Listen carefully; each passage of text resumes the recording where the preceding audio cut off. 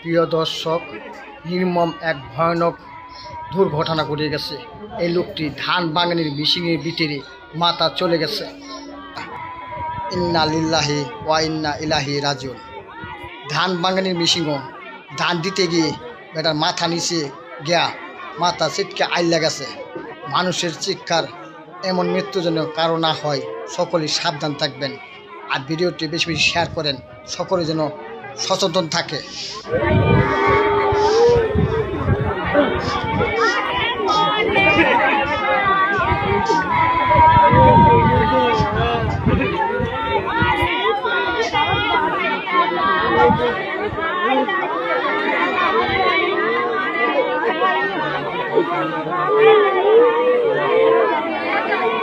সকলে সাবধান থাকবেন, হুঁশিয়ার থাকবেন।